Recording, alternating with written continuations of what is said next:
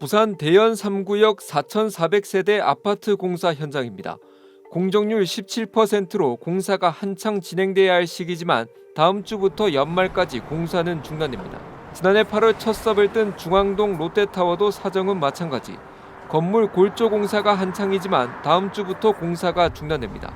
롯데건설은 임직원 복지를 위해 공동연차를 확대한 것이라고 설명했습니다. 휴가 기간은 휴일을 포함해 열흘입니다. 부산에서는 만덕 센텀 대심도공사, 한진시와의 부지 등 10개 사업장 가운데 북항 생활형 숙박시설 등 2곳을 제외하고 공사가 중단됩니다. 경남에서는 창원 사화지구 등 4곳의 공사가 중단되고 울산에서도 강동 리조트 등 6곳의 공사가 멈출 예정입니다.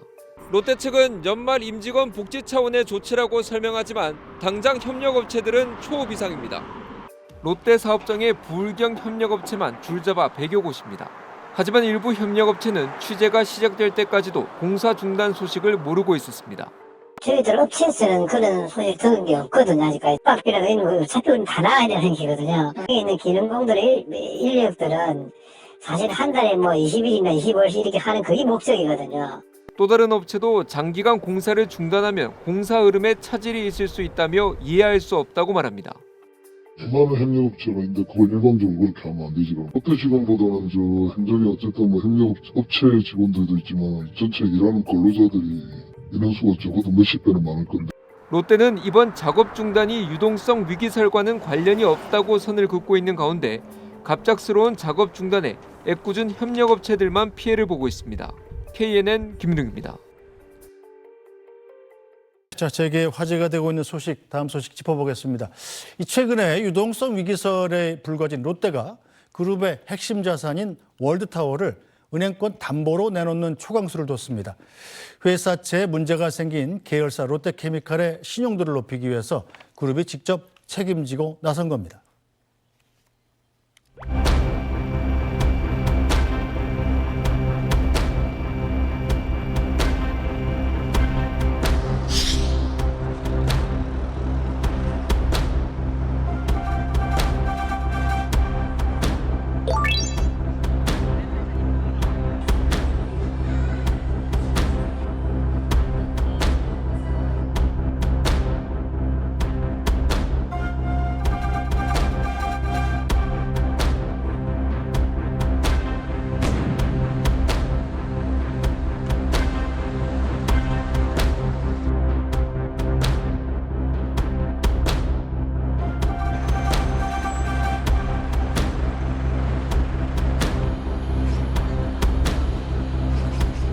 롯데그룹에 있어서는 굉장한 상징적인 그런 공간이죠. 고객이나 또는 직원이나 협력사에게 좀 더 신뢰를 주기 위해서 부동산을 활용해서 방안들을 내놓고 있는 게 아닌가.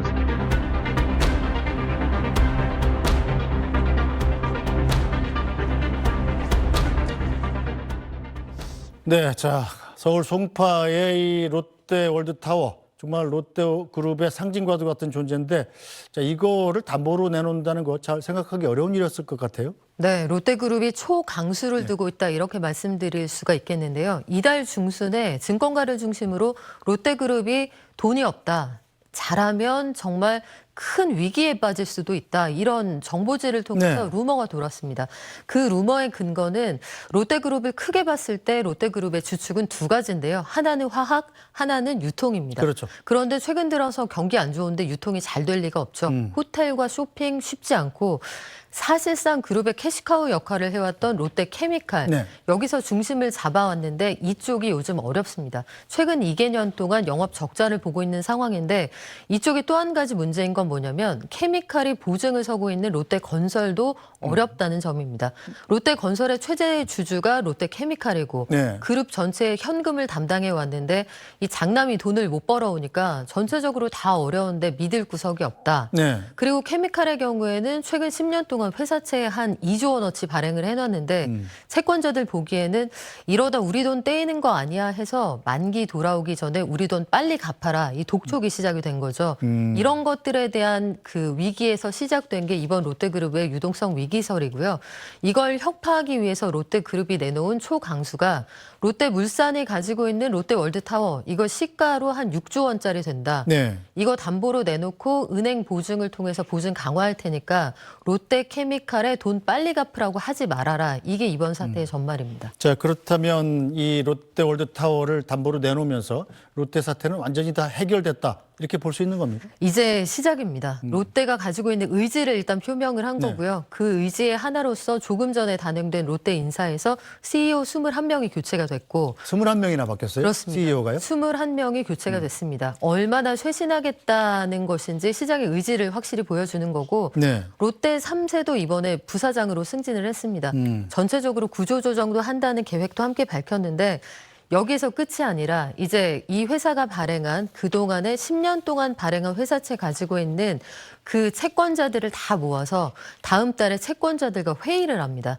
여기에서 어떤 회의를 하게 되는 거냐면 우리 돈 충분히 많다. 그래서 그 장부를 공개하기도 했거든요. 네. 그룹 전체가 가지고 있는 자산이 뭐 139조 원에 이른다느니 이런 장부를 구체적으로 공개를 하기도 했고 채권자들에게 따로 만나자라고 약속을 한 이유는 우리가 유동성이 충분하기도 하지만 특약 조항 하나 바꾸자. 이게 다음 달에 열릴 회의의 주제입니다. 무슨 내용이냐면 빚독촉을 생각보다 빨리 하게 됐다고 말씀을 드렸잖아요.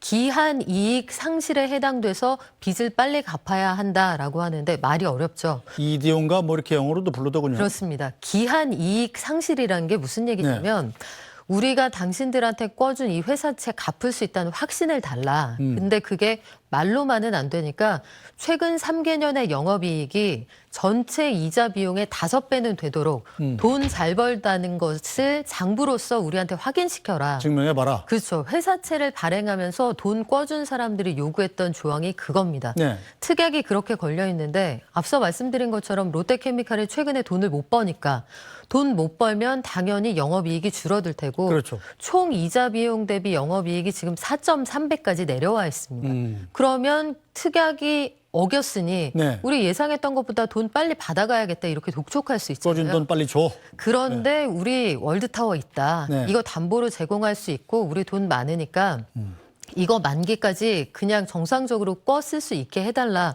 요 회의가 다음 달에 열리게 돼 있고요. 네. 이런 것들에 대한 전체적인 불안감을 잠재우기 위해서 동원한 게 롯데월드타워를 담보로 제공하는 행위입니다. 네, 자 롯데케미칼이 진원지가 됐던 건데, 자 롯데케미칼의 주가 많이 떨어졌다가 오늘 좀 약간 올랐다고요? 네, 지금은 제가 방송 직전에 보니까 네. 4% 이상 오른 채로, 그 오전보다는 상승폭이 조금 더 올라가 있는 채로 제가 확인이 되는데 사실은 루머가 급속히 확산될 때는 아주 심각한 상황까지 갔습니다. 네. 이번 달만 해도 한 35% 정도 주가가 빠져서 이게 2009년 이후 그러니까 금융위기 수준까지 당시의 수준까지 주가가 빠지기도 했었는데 케미칼은 사실 2021년만 해도 영업이익이 연간 2조 원 정도 발생할 정도로 굉장히 튼실한 회사였거든요. 네. 근데 문제는 이 회사가 가지고 있는 현금을 벌어들이는 구조가 한 60% 정도가 기초화학에 집중돼 있다는 점입니다. 기초화학이라는 건 뭐 세제, 섬유 이런 것들 만드는 원료를 제공하게 된다는 건데 이게 이후에 코로나 사태가 길어지고 경기 나빠지면 많이 안 쓰잖아요. 그렇죠. 그래서 이런 것들 앞으로 첨단 소재로 바꿔보겠다는 게 그룹의 핵심적인 내용인데 뭐 앞으로 상황 지켜봐야겠습니다. 네, 자 우리 경제에 미치는 파장도 큰 만큼 롯데그룹 빨리 안정이 좀 됐으면 좋겠군요. 오늘 말씀 여기까지 듣겠습니다. 박예민 변호사 잘 들었습니다. 장 시작부터 롯데지주와 쇼핑, 케미칼 등 롯데 관련 주식이 크게 빠지기 시작했습니다.